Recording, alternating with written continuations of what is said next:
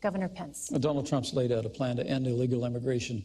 But I have to tell you, I was listening to the avalanche of insults coming out of Senator Kaine a minute ago. These were Donald. He says, hold on a second. It's my Governor. time, Senator. It is, in fact, the governor's time. I apologize. This is your 2 minutes. Thanks. I forgive you. He says ours is an insult-driven campaign. Did you all just hear that? Ours is an insult-driven campaign? I mean, to be honest with you, if Donald Trump had said all the things that you said he said in the way you said he said them, he still wouldn't have a fraction of the insults that Hillary Clinton leveled when she said that half of our supporters were a basket of deplorables. She said they were irredeemable. They were not America. I mean, it's extraordinary. And then she laid one after another ism on millions of Americans who believe that we can have a stronger America at home and abroad, who believe we can get this economy moving again, who believe that we can end illegal immigration once and for all. So, Senator, this insult-driven campaign, I mean, that's small potatoes compared to Hillary Clinton calling half of Donald Trump's supporters a basket of deplorables. They want to go house to house, school to school, business to business, and kick out 16 million people. And I cannot believe that Governor Pence would sit here and defend his running mate's claim that we should create a deportation force so that they'll all be gone. Senator, we have a deportation force. It's called Immigrations and Customs Enforcement.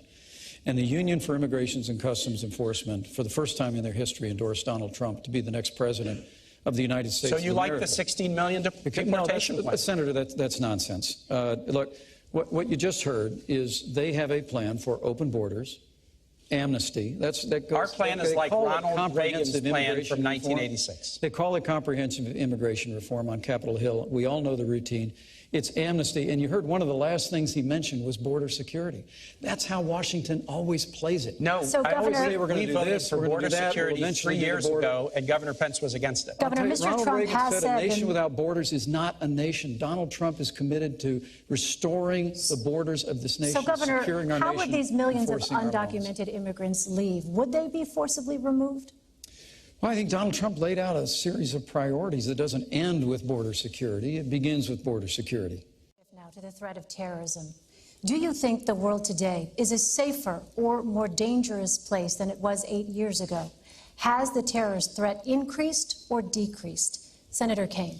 Here's what Donald Trump said, and I quote, "Go ahead, folks, enjoy yourselves." I'd love to hear Governor Pence tell me what's so enjoyable or comical about nuclear war. Governor Pence.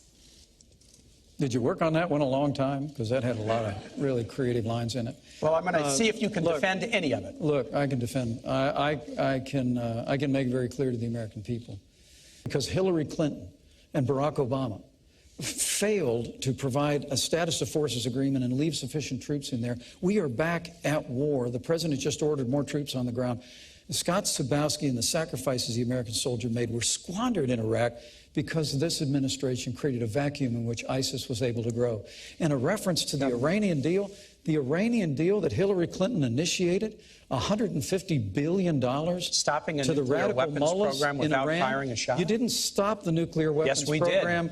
Yes, we did. Even the Israeli military says it stopped. You essentially guaranteed that Iran will someday become a nuclear power because there's no limitations once the period of time of the treaty comes off. What exactly would an intelligence surge look like, and how would that help identify terrorists with no operational connection to a foreign terrorist organization? Intelligence surge is two things, Elaine. It's two things. It's first, dramatically expanding our intelligence capacities by hiring great professionals, but also we've got some of the best intel and cyber employees in the world right here in the United States working for many of our private sector companies. It's important in this moment to remember that Hillary Clinton had a private server in her home that had classified information on it about drone strikes.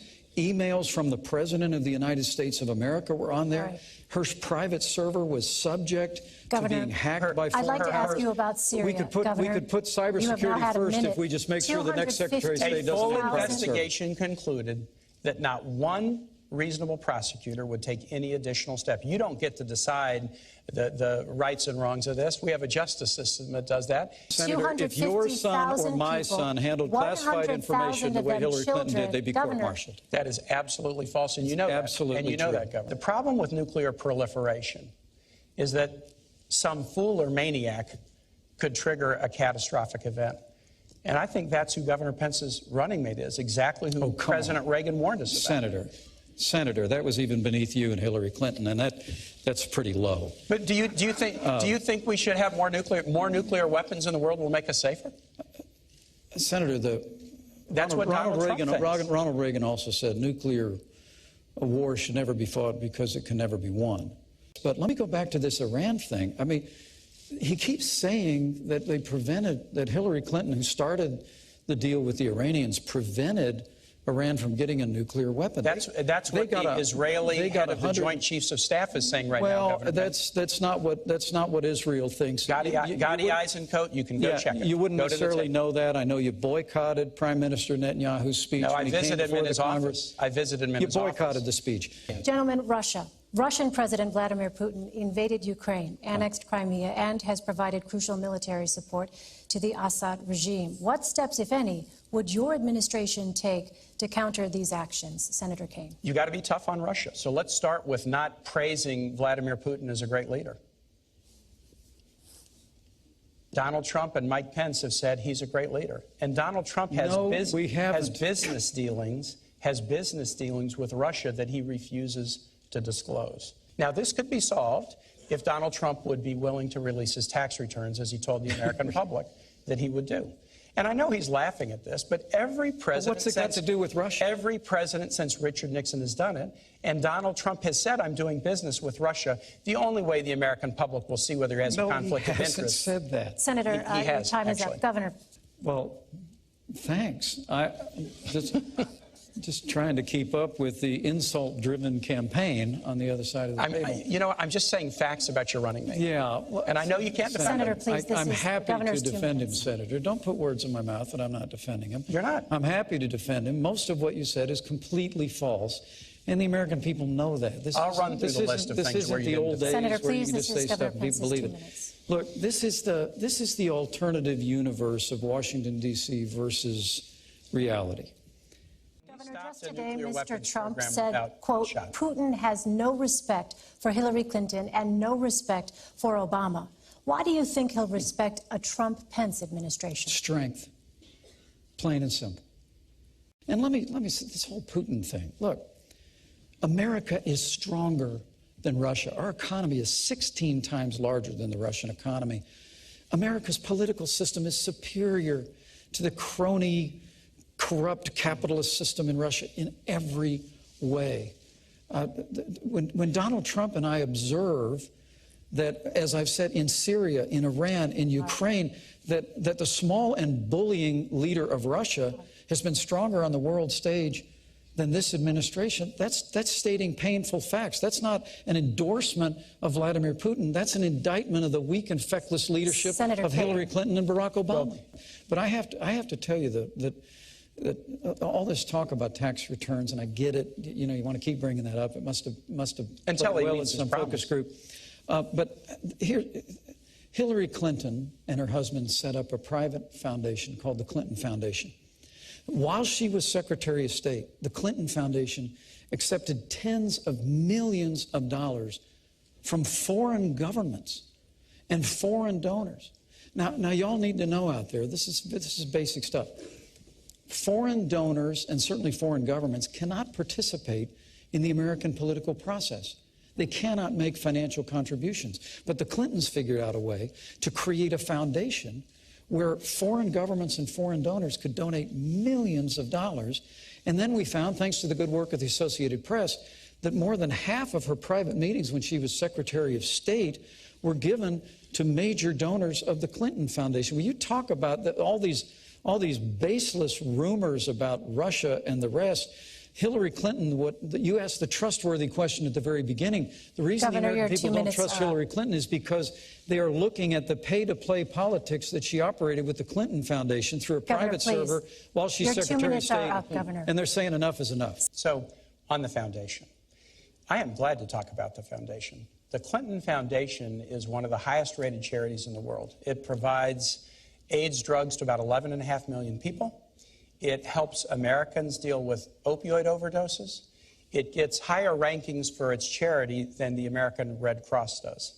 The Clinton Foundation does an awful lot of good work. Governor, I will give you 30 seconds to respond because I know you want to. But again, I would remind you both this was about North Korea. Well, thank you. Thank you.